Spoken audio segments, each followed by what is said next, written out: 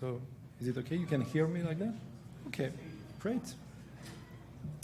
So good afternoon, everyone. Let's have a little talk about security, my preferred topic, I guess. This one is actually my presentation, not from someone else. So I'd like to discuss how we can make our code more secure in the Odoo environment where we are writing applications, and it's becoming a really challenging topic. Every year it's harder to have secure code. We do see in the news all the time all these data leaks problems, these security issues that even the big companies, everyone is having. Software security is incredibly hard. So I'd like to discuss some of the area of attention that we have to keep in mind and what we actually are doing at Odoo in the security team. So my name is Olivier Donny. I'm kind of the person who created the security team at Odoo in Belgium. And I'm going to discuss the typical issues that we can find in web applications, not just Odoo, but every modern web application. So these topics are going to apply to other areas, but we're going to focus on what is applicable specifically to Odoo. But before going on some security issues, I always like to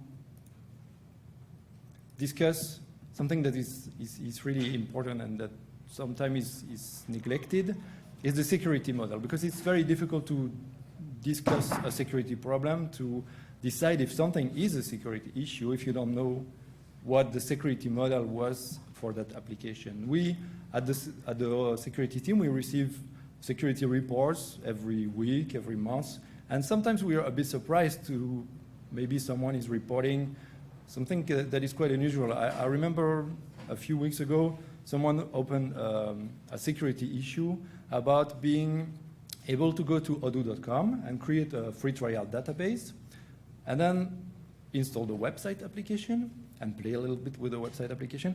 And they noticed that there was a HTML editor where they could actually write JavaScript and put arbitrary JavaScript there.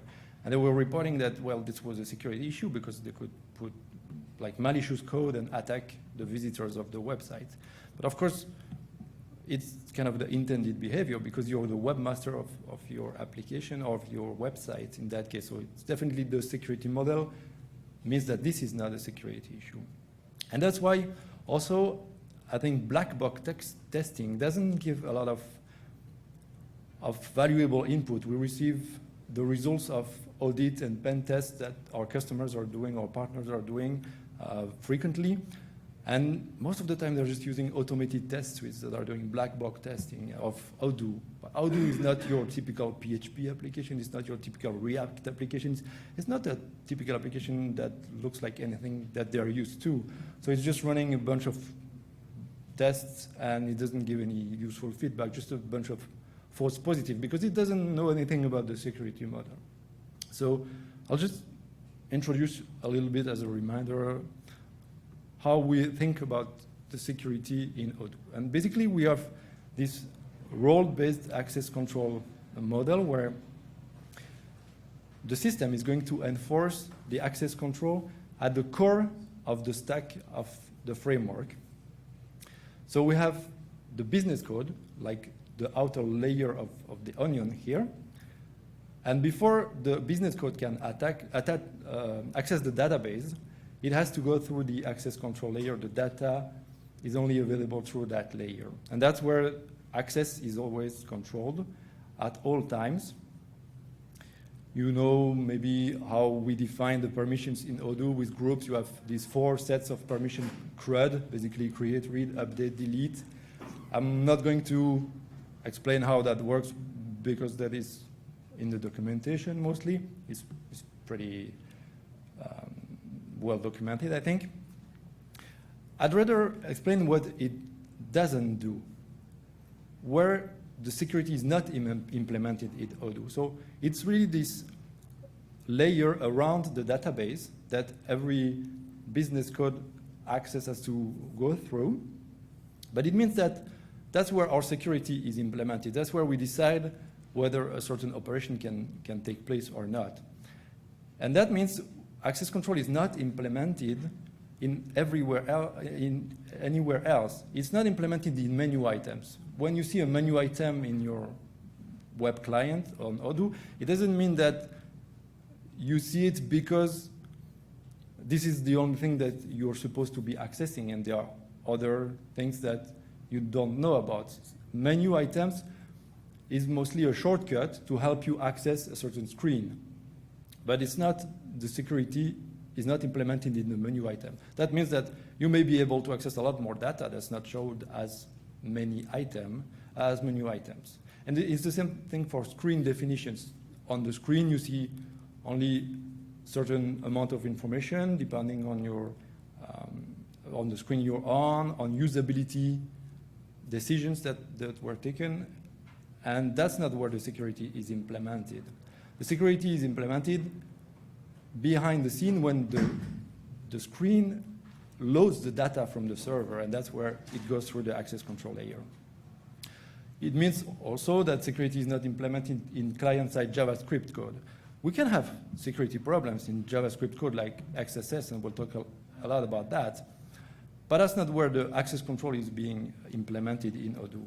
And the same thing also, there's no secret methods. We don't do like security through obscurity. There's no hidden things like that you could access, and if suddenly you learn about a secret method, then you will be able to bypass access control. That's not where the access control is implemented in Odoo. So based on that, we can start discussing typical issues that we find in our code and in Odoo apps in general, third party, and also in our own applications. And for that, I'd like to use a fairly standard list of vulnerabilities that probably you've heard about, the OWASP top 10. So it's really standard nowadays. It's used by MITRE, the CVE authority, is used by everybody, US defense agencies, PCI uses as a reference. They publish the top 10 issues, and they update it regularly. The last one was in 2017. And they use feedback from the community and from security researchers to give a list of the most commonly found vulnerabilities in web applications, but also based on their impact, not just the frequency of occurrence, but also what is the business risk that these issues are creating. The first entry is like the mother of all security vulnerabilities is injection, is in the first place. It's been there forever, and it's there to stay, I think. And it's the class of issues that covers SQL injection, shell command injection. It's basically whenever you are blurring the distinction between code and data, and where data is allowed to go and become code. This is, of course, a concern in Odoo. If you don't use the framework features properly, if you write manual SQL queries without using the proper precaution and using the right API to do that, or if you craft your own commands, it's going to be something that you could introduce by mistake. It's a classic. The second series of issues is broken authentication, and that has to do with everything about granting access to the system to a user. So you will have passwords, you will have session management. By default in Odoo, that's taken care of for you. You don't normally need to implement it yourself, so it should be fairly secure by default. But if you want to implement your own authentication layer, then you want to be definitely careful about that one. Sorry, I'm going to grab something. Otherwise, I won't be able to talk.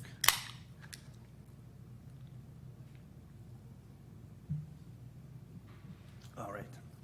The third one is actually moving up in the top 10. It's sensitive data exposure. It's really fashionable these days.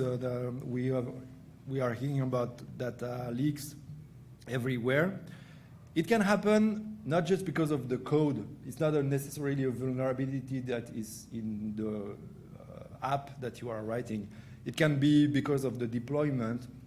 If, for instance, you don't have end-to-end encryption using HTTPS, data could be captured on the network. If you have a bad management of your backups and they're getting leaked somewhere, that could be a source of issues. And of course, with Odoo, it could be the case, but that's not necessarily something that you can fight completely by being careful in your code. You will need to be careful at every step of the deployment to production.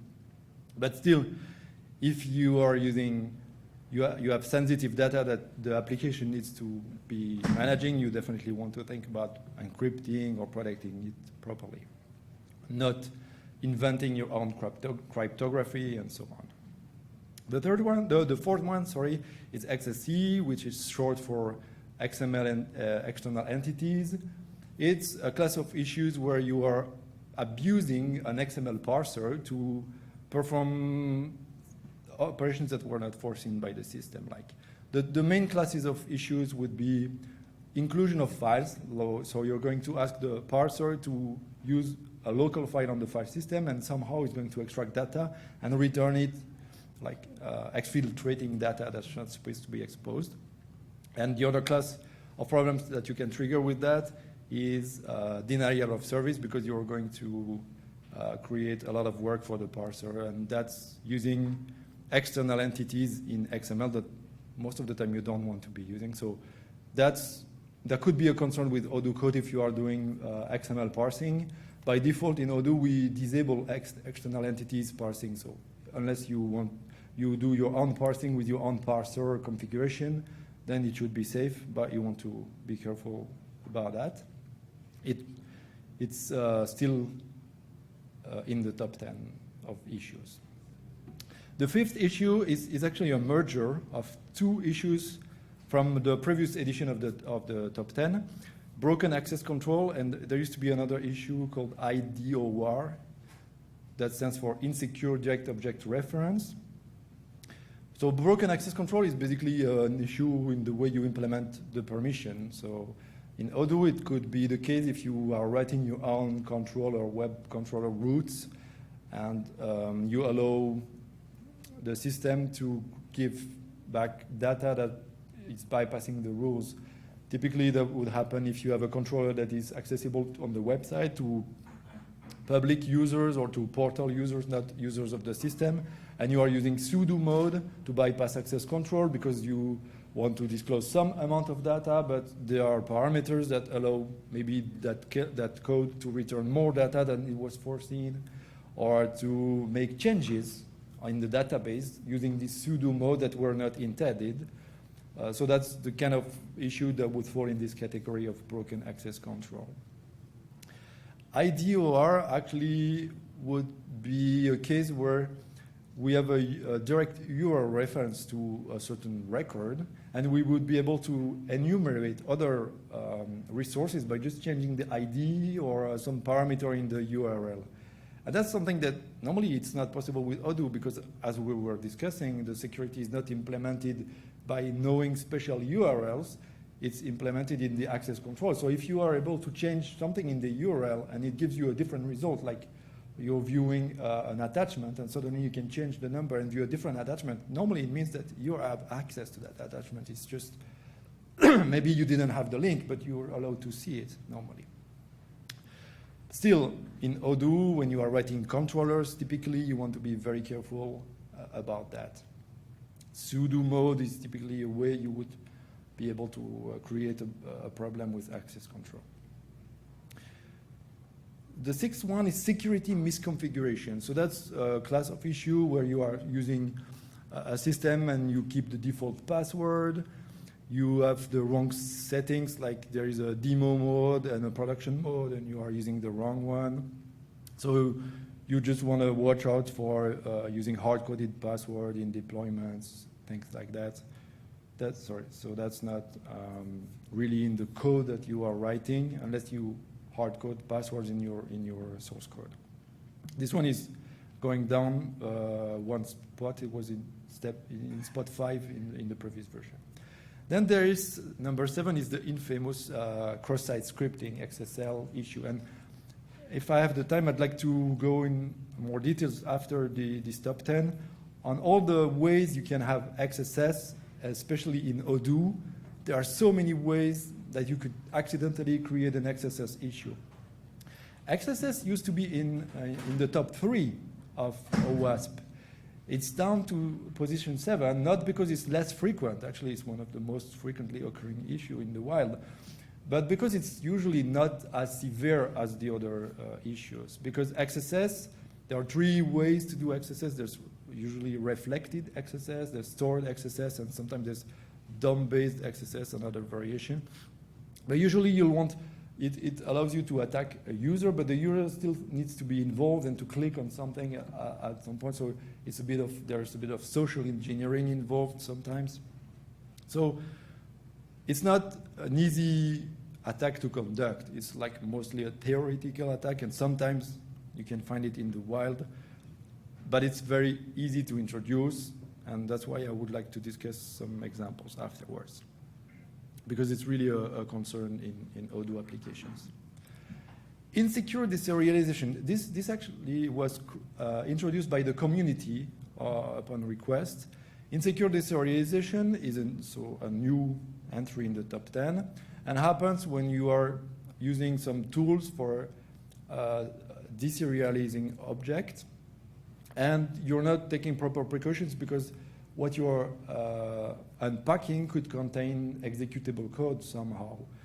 In Python, we used to have this pickle system, a protocol for like packing data structures in Python and unpacking them, but actually it's a full-scale language, pickle, and when you unpickle data, you actually could unpickle functions and call those functions, so it's actually a way to do remote code execution. It's very dangerous, so we want to avoid using pickle, especially when we just want to be storing simple structures like lists and dictionaries, and for that we have a very nice tool. JSON is a nice format for that. So you want to be careful with the kind of deserialization technique you use.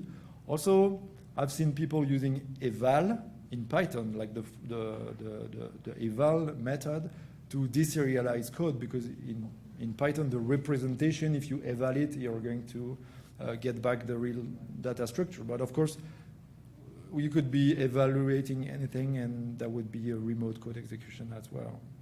Even if it's sandboxed by the safe eval system that you may be familiar with, it's still running code that you didn't write. So maybe it comes from not from a malicious user, basically. Entry 9 is when you are using external libraries and you just forget about them, and or you don't keep watch for CVEs and security issues that are being published for your libraries, and they are accessible. There are ways to abuse them, these vulnerabilities in your application. That was the case with Odoo at some point with an external library, and I think I have an example to show you afterwards about that. And the last entry is also a new one in this top 10, is insufficient logging. So it's a new class of issue that was requested by the community, and happens when you forget to include proper logging in your code whenever there's a significant event that is happening, and later on you won't be able to audit what happened and to find out, or even to monitor how frequently this event is occurring, and being able to react and detect unusual behaviors there. So this is really a broad overview of the class of issues and some idea of how they can be applied in Odoo. I've made a few other presentations in the past. I have links at the end of my slides here with more examples of these classes of issues, and like vulnerable controllers, how you could make that, how you would be using pickle in an unsafe manner, how you should not be using eval in Python for when you could be using JSON. So these are all typical examples. Here, I'd like to go into more details on over XSS, because it's really, I think, the most common issue we get in our apps and probably in third-party apps as well. It's so difficult. Browsers are really strange beasts. They allow all kinds of different behaviors that even sometimes are nonsensical just because they need to be compatible with so many different web applications. So XSS is really, really easy to introduce and really hard to fight against. In Odoo, there are many ways that you might be introducing an XSS problem. There is string formatting on the client side, or actually even on the Python side. If you are crafting your own HTML fragment in Python or in the JavaScript directly, and you are just concatenating strings, you're going to introduce XSS because you need to be properly escaping the values. And sometimes it's less trivial than it may sound, and we'll see an example of that in a minute. Another very common example is vulnerable QWeb templates. You may be familiar with QWeb or templating language in Odoo based on XML. And QWeb has a construct that is called trow, where you are injecting in the output fragment of HTML that you know normally to be safe. The thing is, sometimes you don't know that it's safe. People are using it when they want to include formatting in the output, like they want to put stuff in bold or use headers. So they're using trow for that, but they forget that in the bold section they were actually directly putting user input, and this needs to be properly escaped. And if you're not taking precaution, then you have an easy XSS there. Unsafe deserialization also applies here for XSS. If you are doing it in JavaScript and you are just using JavaScript eval to deserialize data, and you're not sure exactly where the data is coming from, then you have an XSS vector. Links, that's actually one that is often forgotten. If your application displays links somewhere that the users can click, and it doesn't take precautions as to what schemes for links it's accepting, then it's very easy for a malicious user to inject some link that begins with the JavaScript scheme, and that's basically a very trivial XSS. In Odoo, the normal widgets that we use, they do these things. They parse the scheme, and they don't execute or render the link if it's not one of the well-known schemes like HTTP. But if you're doing your own widgets, that's something that you would be prone to introduce by mistake. Files, that's actually also a tricky one that you may not think of on the first try. Files like SVG files or HTML files, if you allow someone to upload them on your website and then they are able to serve them on a given URL, then there's a direct XSS vector because it's going to be loaded in the domain of your web application, and the browser is going to execute any script that is in that SVG file or HTML file. We used to have Flash files and Java applets, but that's out of fashion now, fortunately. Still, Odoo does some sort of neutering of uploaded files if they are SVG or HTML or HTA or all these variation of things that the browser would kind of execute, unless the admin is uploading them. So by default, we allow the admins to upload SVG files. Another one is vulnerable lib, and I guess we can go into more details on that. There is an example I wanted to show you if I have some minutes left. Is taken from Bootstrap. You may be familiar with Bootstrap, the library from Twitter. Let me switch to mirror mode so I can show you this. So here, and let's open this thing. Okay, this is a sample of code. It's not even a proper Odoo widget, but it's similar to what we were using Bootstrap for in Odoo. And there is a CVE that was found. Actually, we detected also in Odoo, and we wanted to report it as well, where this Bootstrap popover system, I hope you can read a little bit the code. Maybe I can zoom in.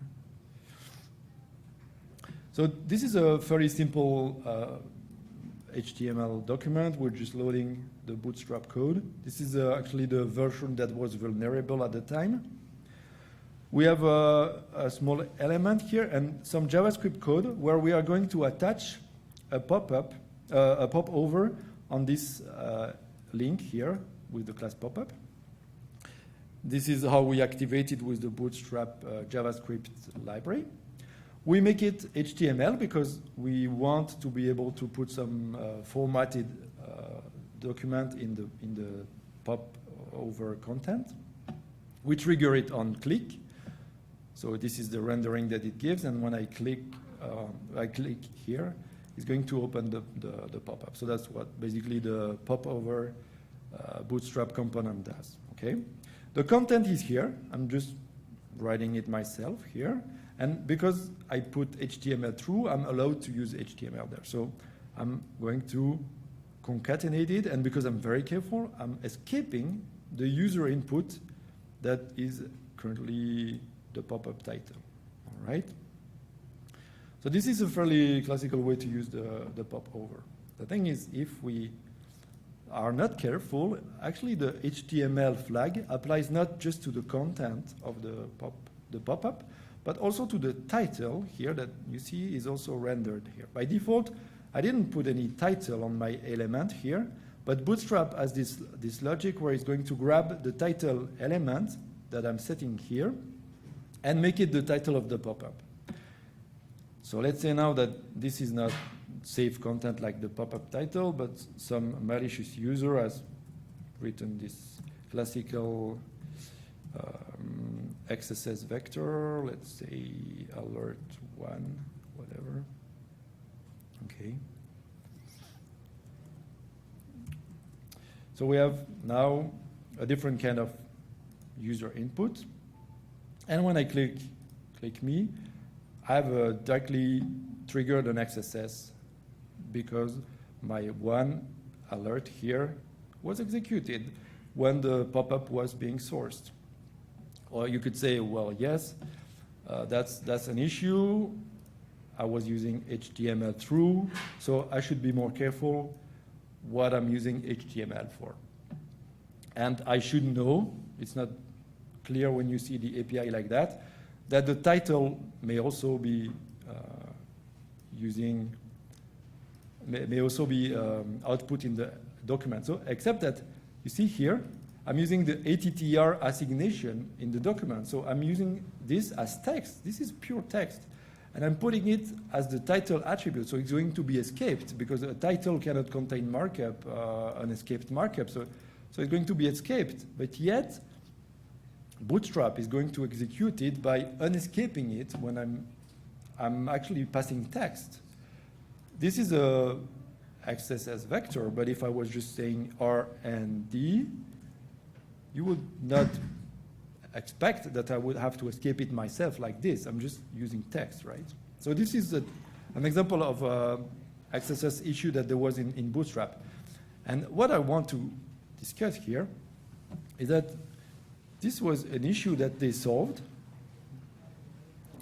And they solved it, I think, in a bad way because they got confused. And we're talking about Bootstrap, right? It's not just your small-scale library that someone did in the garage. It's Twitter Bootstrap. This is the GateTitle method in JavaScript of the Bootstrap library. If you look at it, it's this method that is going to return what is to be rendered as the popover title. The first line here is loading the attribute data original title that actually is a copy of the title attribute of my element. And there's a second condition here. If there was no title in my document where I'm attaching to, it's going to look at the configuration, and if the configuration contains a function, it's going to call it and take the output and return it as the title. Okay? The thing is that we are talking about two different classes of title here. This one, the first line, is text. It comes from an attribute of an element in the document, in the DOM. This here is code. It's HTML fragment that this function is returning. But their code is handling it exactly the same way. There is no differentiation. There is no escaping in one case and not in the other. And it's just returning it. But here we're messing things. We're mixing text and we're mixing code. So obviously they were using it as code where sometimes it's text. And the proper way would be to escape whatever text is here so that in both cases I have code as the output. That's not how they fixed the issue. They introduced a complicated sanitizer that would cripple your HTML document that you want to put in the popover. So actually they kind of made the library harder to use when they try to fix the issue, instead of just getting their shit right and differentiating text and HTML code in this method is fairly simple. So that shows that how difficult it is to always know what you're dealing with in your JavaScript code and when you're modifying the DOM.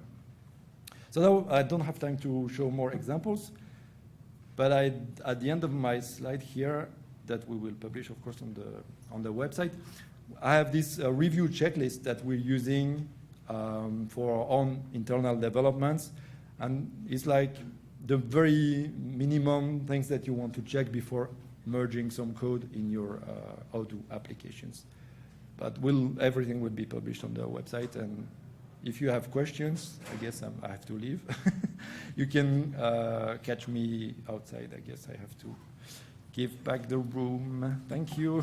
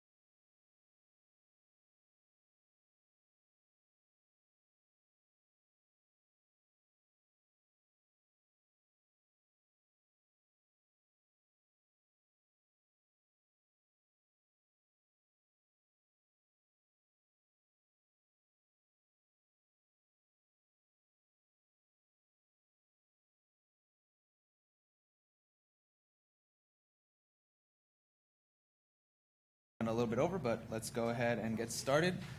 This is just going to be tips and tricks of the Odoo user interface in V13. Some of these carried over from V12, but I think they're cool anyway, so it's nice to introduce or reintroduce, and in case you didn't know about them. Some of them are new features, some of them are just neat little tricks that you can use to navigate the platform, the UI. And some of them are just new views. I'm sure Fabrice or somebody else has already gone over some of them, but hopefully this will be a little bit more in-depth, and we'll try to cover as much as we can in the limited time we have. So first thing here, I'm just going to go over these key topics. We'll see each one of these in whether we demonstrate it or just see it in the screenshot there. And as you can see in item number 9, I like to be a little more interactive with my audiences, so I can't do a live demo, but instead we'll do a pop quiz. So stay tuned, and hopefully you'll pay attention a little bit. So section number 1 is going to be keyboard navigation.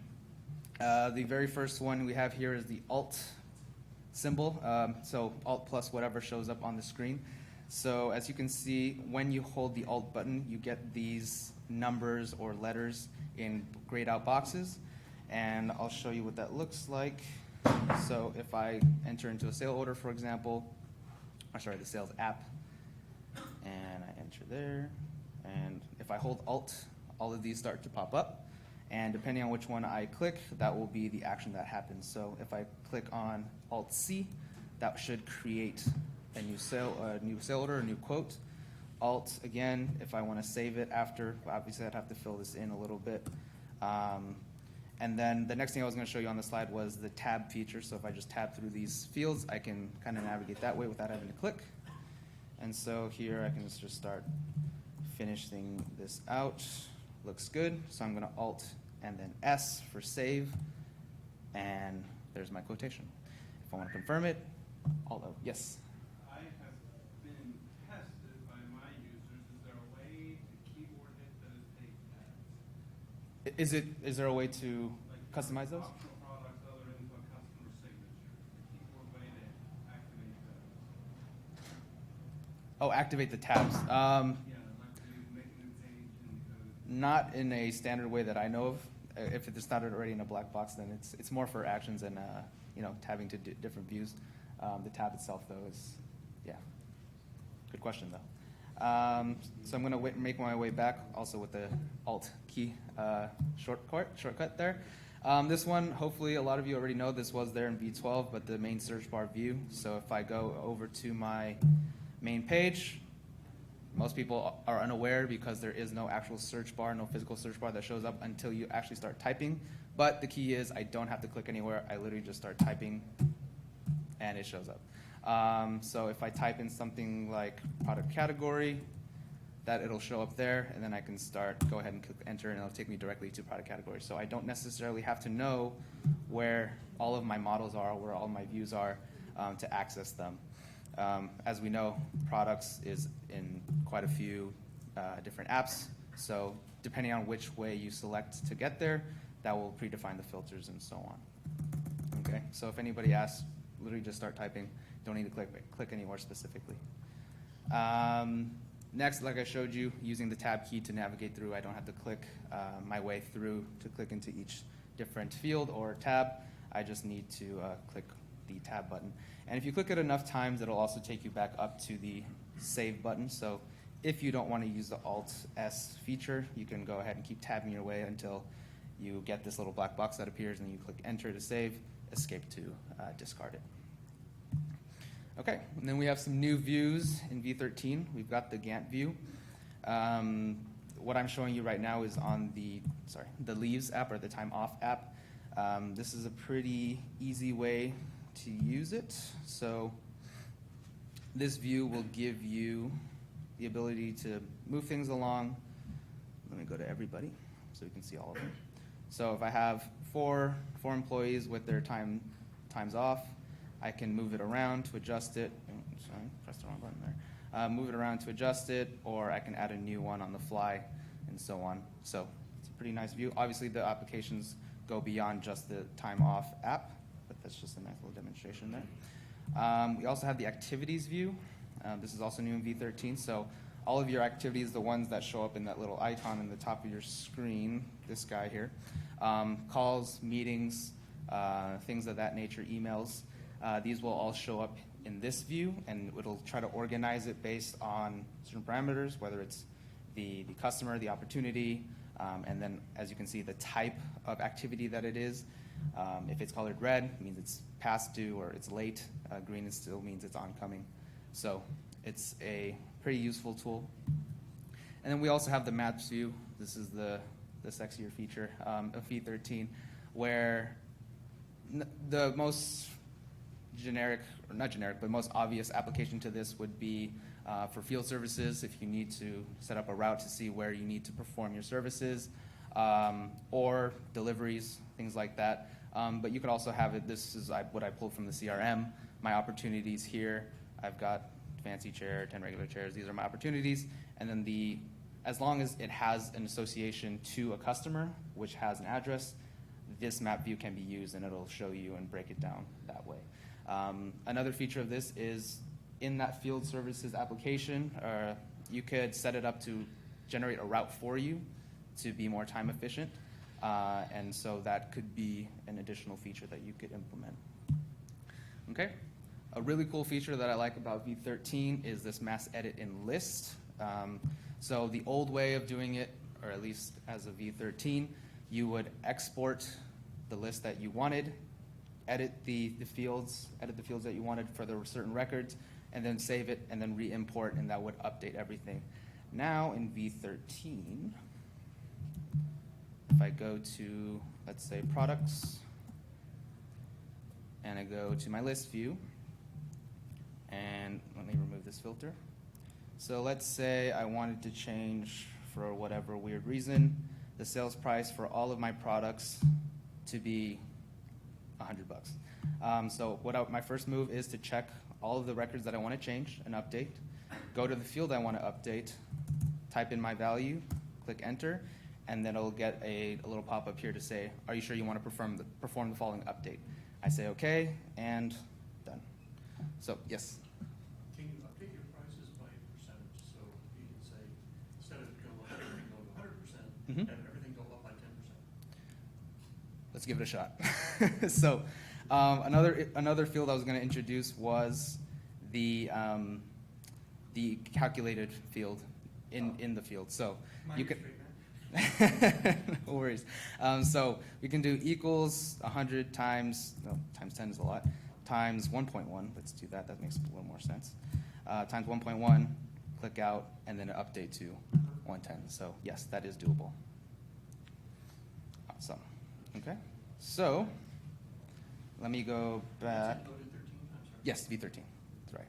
Is there a way to undo what you have done? Undo what I've done.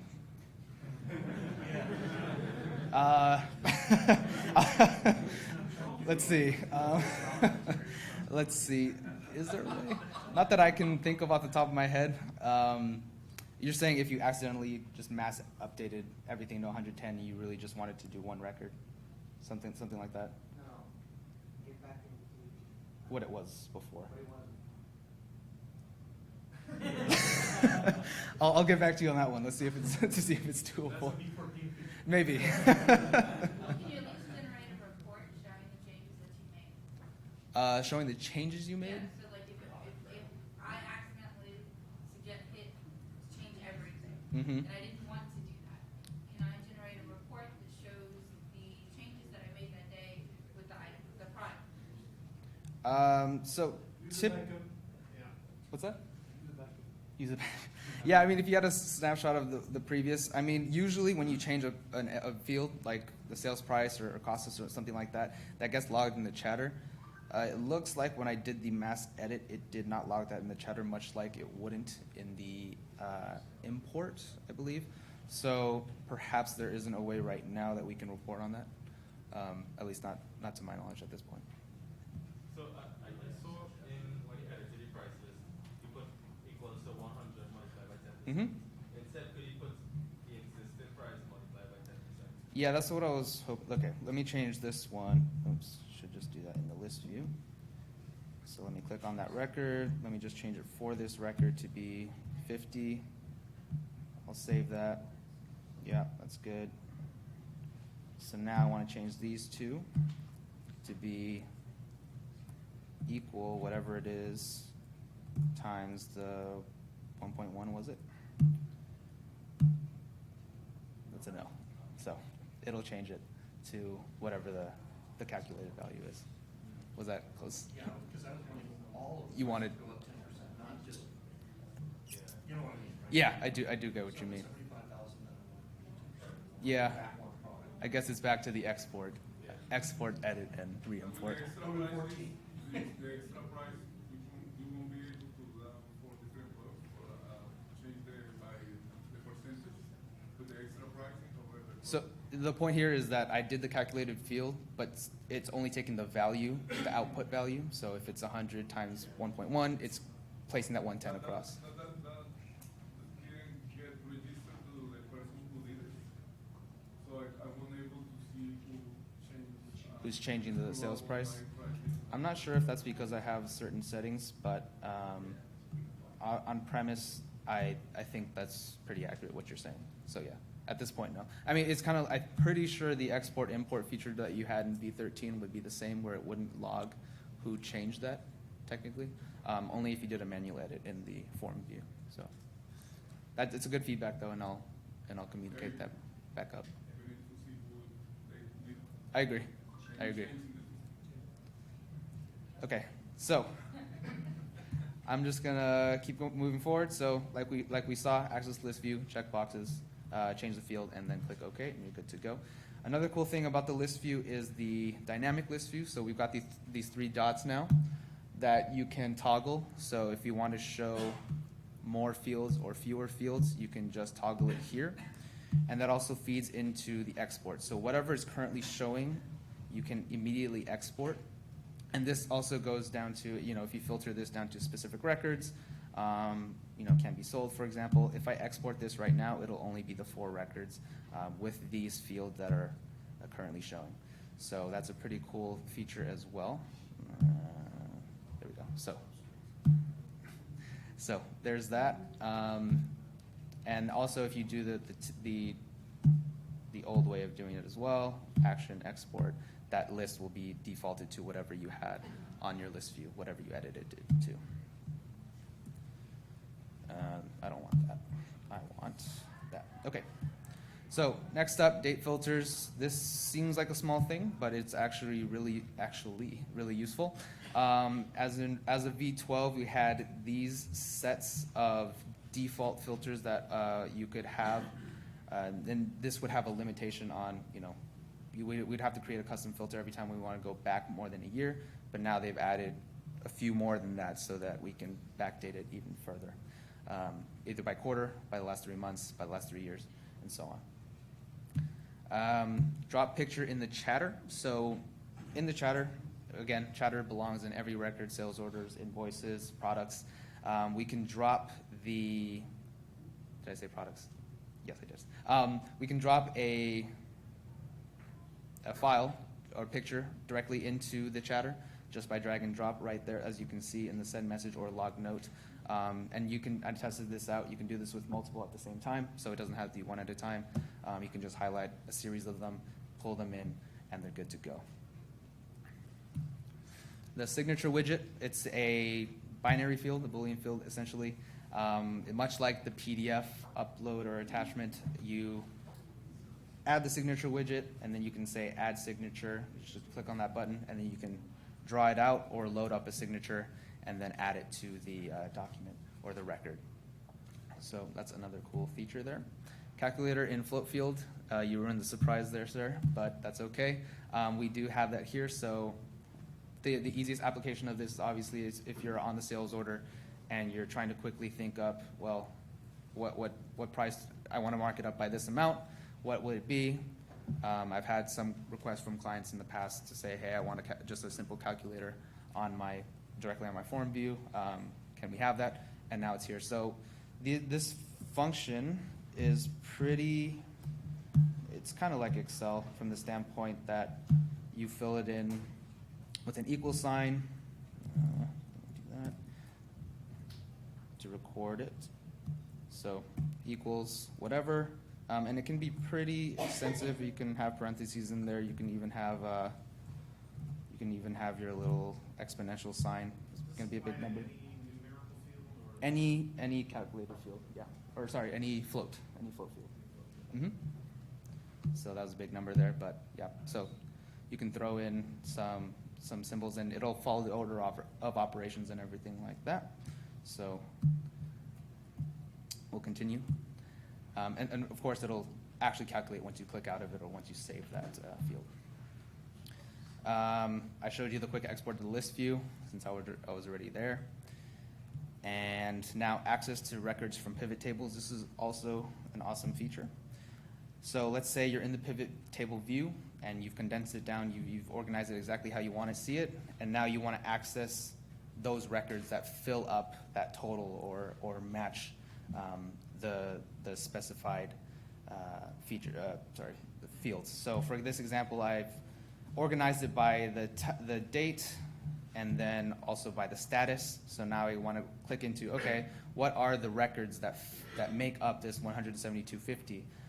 And that'll actually take you to the pre-filtered list of records that you could access. So, and obviously if this were broken down record by record, you could access the record at hand. So let me just show that really quick. If I don't want to go to configuration. I'll click OK there. All right, so if I go to my pivot table, I have I'm gonna have demo somewhere. Add it somewhere.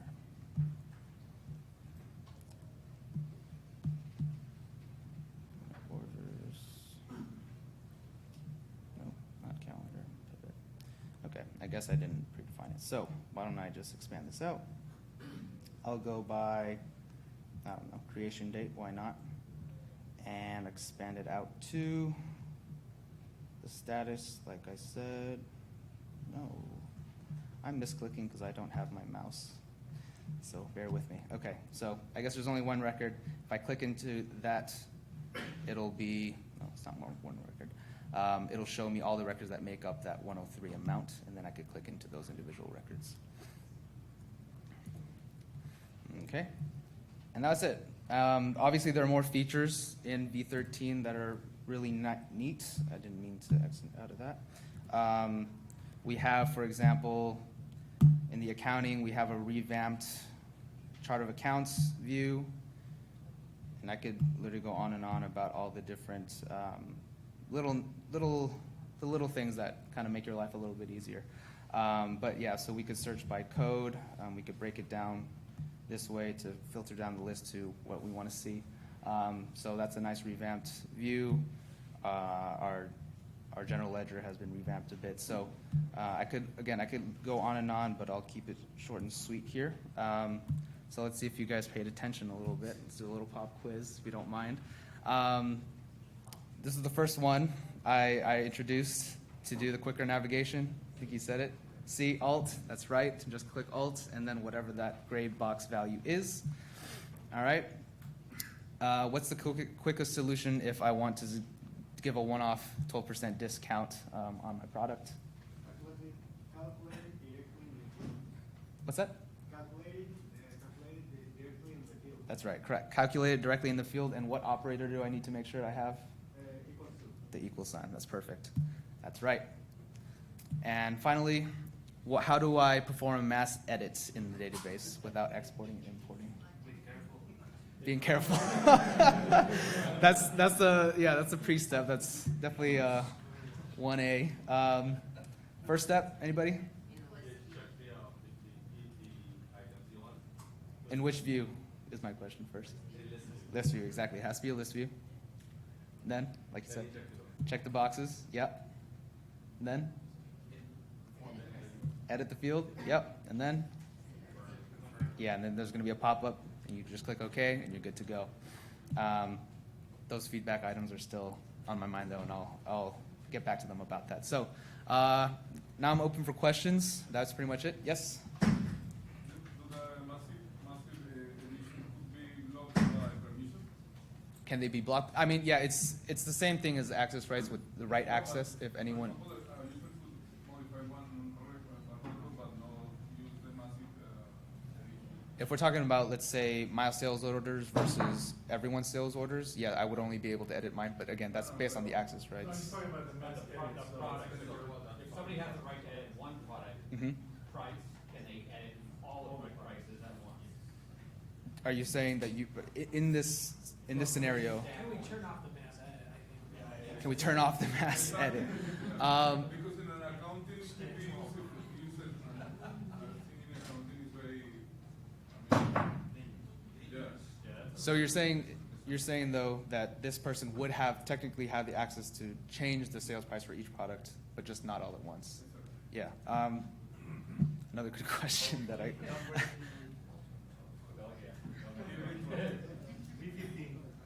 E15. We'll see. Yes. In the toggle view of the list, Mm-hmm. the products that have 6 or 7. Yeah. Can you change those? So you can still use Studio to add more to the list view, but whether that's able to be toggled or not, I think I tested it. That might be a bug, I'm not sure, but I wasn't able to toggle it just yet. But I'm sure that's something they would include. Yeah. Yes. Sorry. First comment, man, I've been using Odoo for a year and a half, and that function now where it actually shows you those invoices, not just the total sales for the month, it's Yeah. actually now useful information. Thank you. Yeah. For all this thing about the mass editing, well, two-part. One of my stickers has always been is it doesn't, in the product information, it doesn't log who changes information, just like when like our salespeople and their sales order, if the amount changes, if products change, quantities change, all that's logged on the side. Mm-hmm. To negate your issue if you're concerned about doing this math edit and messing everything up, if you turn that on product side, if you do mess it up, it'll log the change and you can see the previous price. That's what I still need to fully test out. I believe, like I said, but if you did the manual change, it should do that. It's just like when if you're editing the sales order, Right.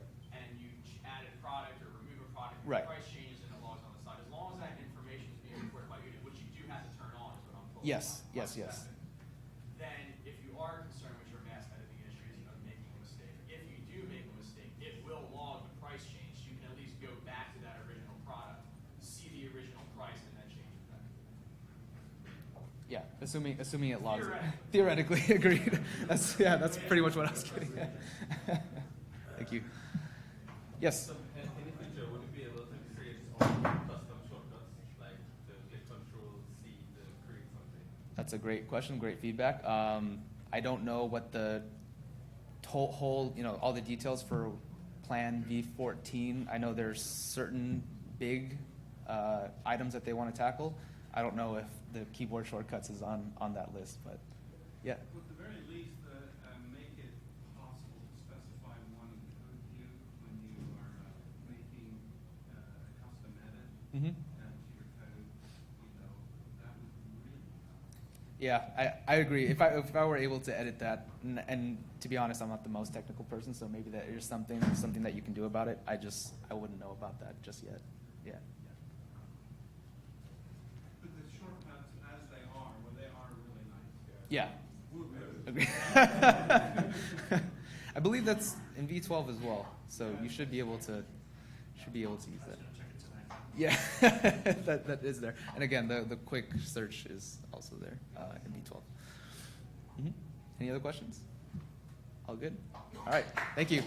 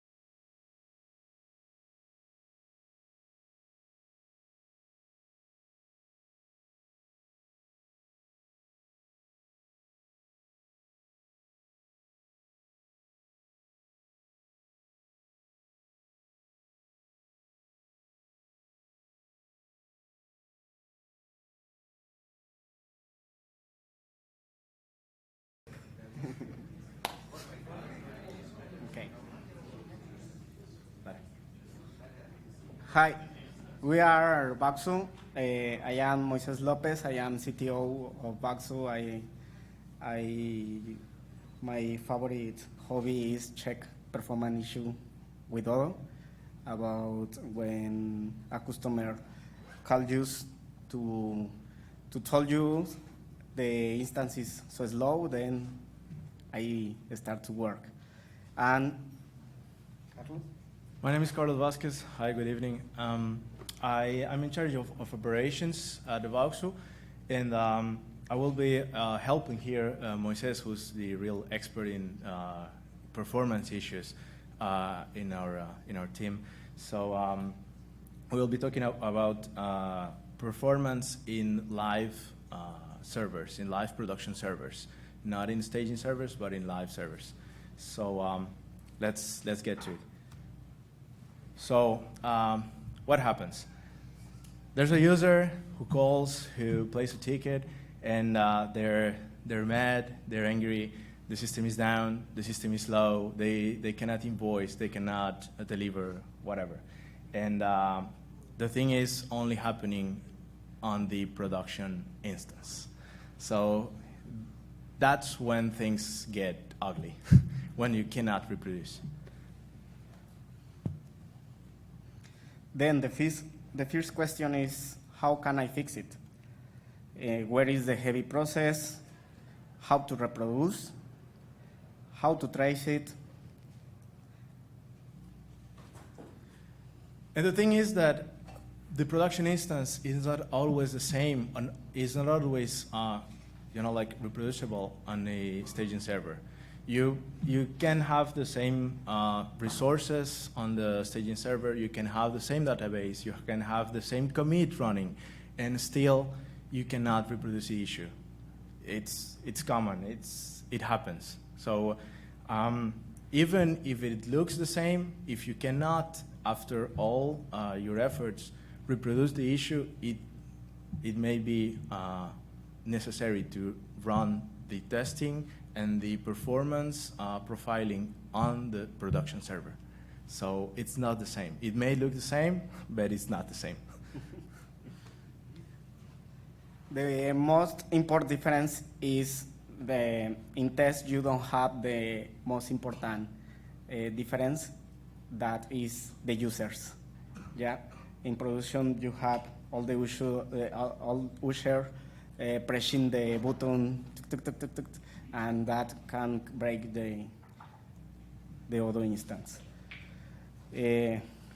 But if you can reproduce the steps in a test staging Odoo instance, then you should use it instead of production. But there are a lot and other issues. It's not easy to reproduce. Okay, so 5 things you never should do on a production server when profiling.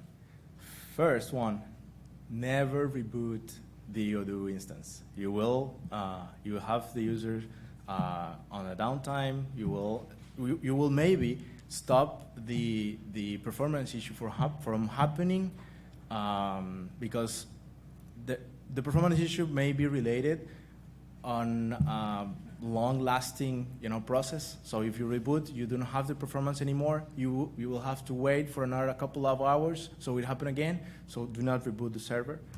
Do not reboot the PostgreSQL server either.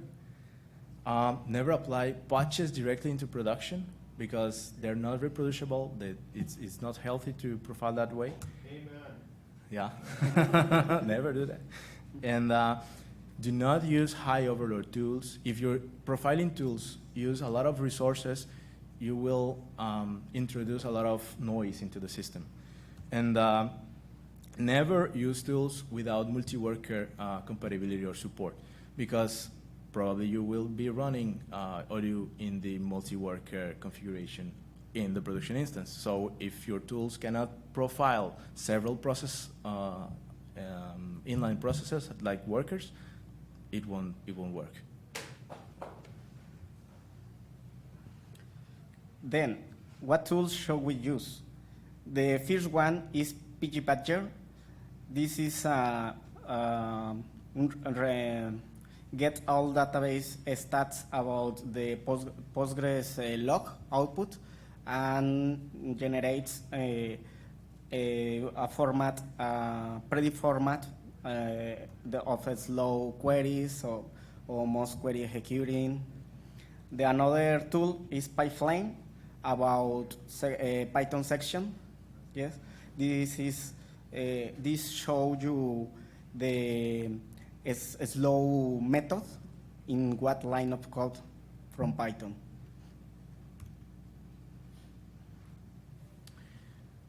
It may be a little bit tricky to enable PG Badger profiling into production, but it is not that hard if you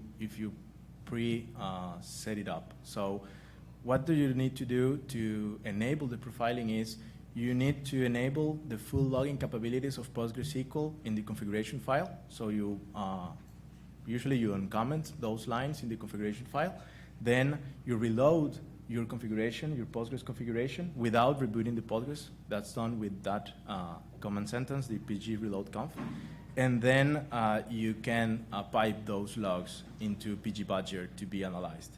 So that's the way you can enable or disable those login to be piped through PG Badger in a hot environment.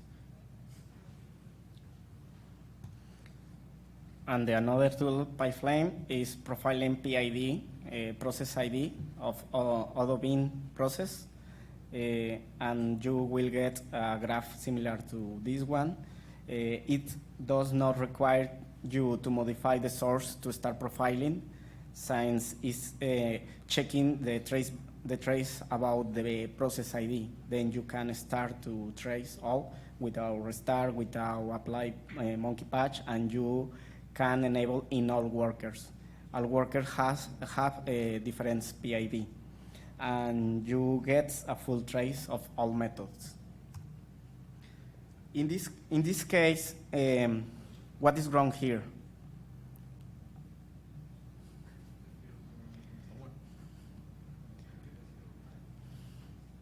There's no limit. Huh? There's no limit. That is one. Another is not what? Here? Yes, we are using a filter with a computer field, and this is not stored in the database.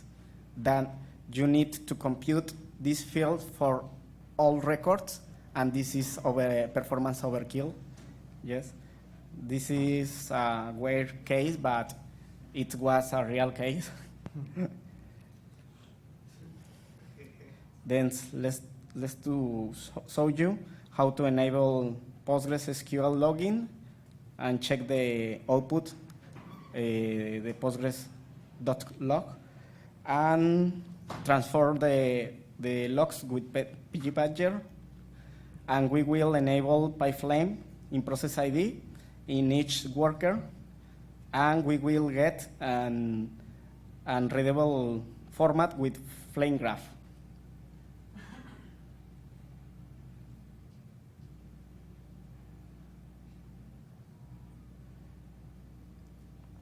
Here you can check the browser is loading, and the time is running faster here. And the web page is not loading. Then I will enable the first part about PostgreSQL to enable the logs with this configuration. And we will reload the configuration, and now we will have all the logs of Postgres. Here we have the process ID of each worker of Odoo bin, and we start to trace the PID for one worker and so on.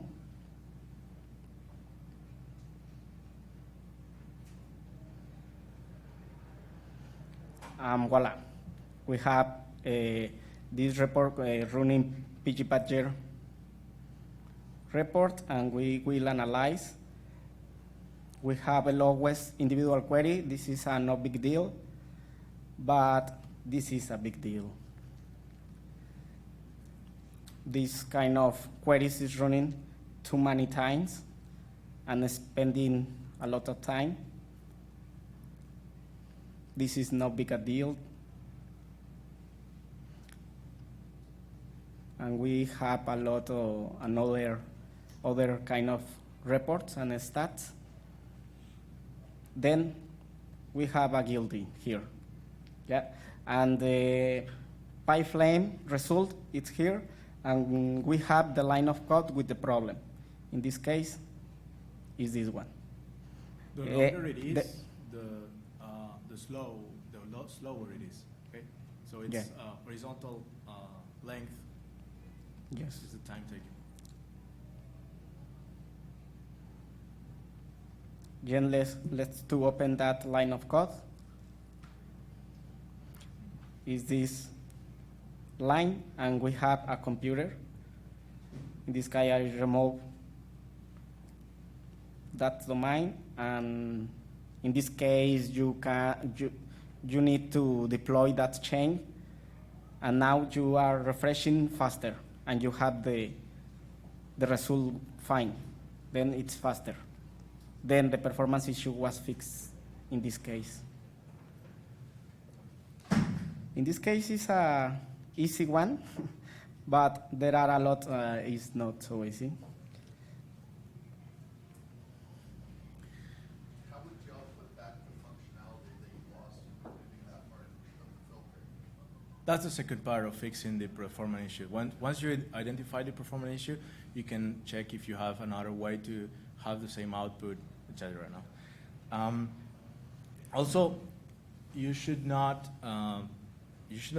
manipulate the production server through SSH in production, right? So for all this to work, you should pre-set up everything and have some way to auto-deploy those changes into the logs and the conf and reloading the Postgre login system without entering the terminal. It's way safer, it's way quicker, and you can have multiple people doing the job without the risk of having people entering, like the SSH server with root access and everything. So the way we do this is using deployv.net. It's a tool, it's a front-end tool who help us manage the servers, and we built into deployv the capability of deploying, or enable or disabling the profiling methods we just showed. But you should have something similar, like to enable and disable the profiling.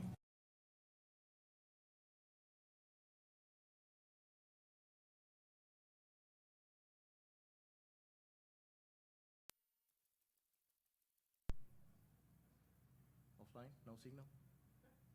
Sorry, the screen went out. Okay.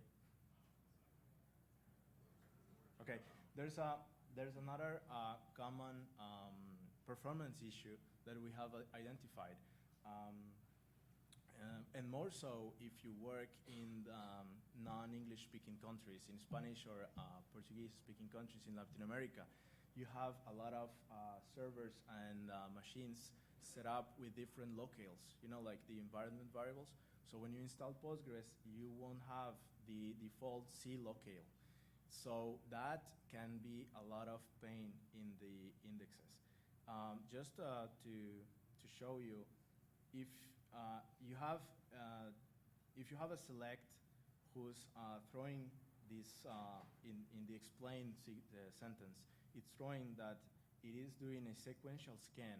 It is ignoring the index in Postgres, and that's a huge performance issue. So in this example, this select from the attachment table that I will hope to see maybe.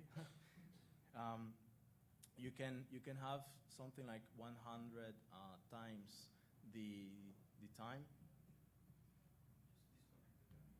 Again, there you go. flickering?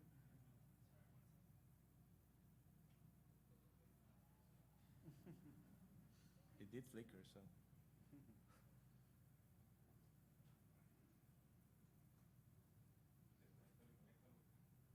Sí, está. Eso ya. Okay. Maybe I need to reboot my computer. Saw the index. We don't have developed a tool to avoid to rebooting to show the display. You have HDMI profile? Yeah.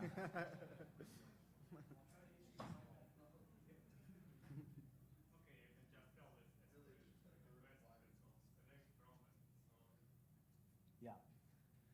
Do you have questions about the things you already saw? Some questions about the profiling, enabling, into production. Is it coming again? Remote reading files is not a good idea accessing through SSH a production server. It's because, for example, if you have a team of developers, there you go. If you have a team of developers and if they need to access the server in through SSH to enable profiling into production server, you possibly will not be able to delegate that work to all your development team, because not everybody should have access to the root user in the production servers. So you need a root user to enable the At least you need to be able to run the PG reload conf, and that's a pretty high permissions. Yeah, so it's it's for security matters. Yeah, so if you have a front end in which you can enable or disable the feature, it's way better, way better. So I was just saying that this is an explain of a simple select. So in the first run, Postgres is doing a sequential scan. So sequential scan means that Postgres is looking through the table like manually without the index. So even though Odoo makes the index and the index is present, the select is ignoring the index and is searching all the records, and that is taking 21 milliseconds. 21,000 milliseconds, and that's a lot of time. So for a attachment table, it's a lot of time. Everything is on attachments. The CSS, the JavaScripts, the images, everything is in the attachment table. So that's a huge performance issue. But if you activate the index, it will do a pretty different select, and it's just taking a tenth of a second to do the same select. So what can cause Postgres to not use the index? So a pretty common example is the locate.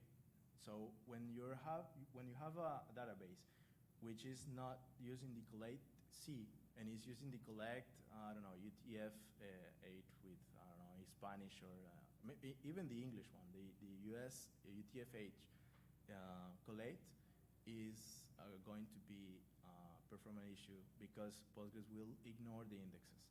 And we have a pretty good example here where Moises just encountered that problem.